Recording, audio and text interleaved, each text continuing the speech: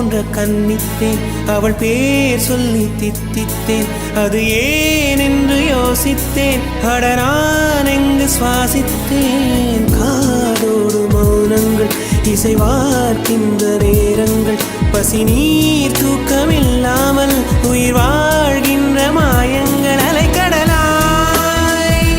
இருந்த மனம் துளி துளியாய் சிதறியதே ஐம்புலனும் என் மனமும் எனக்கெதிராய் செயல்படுதே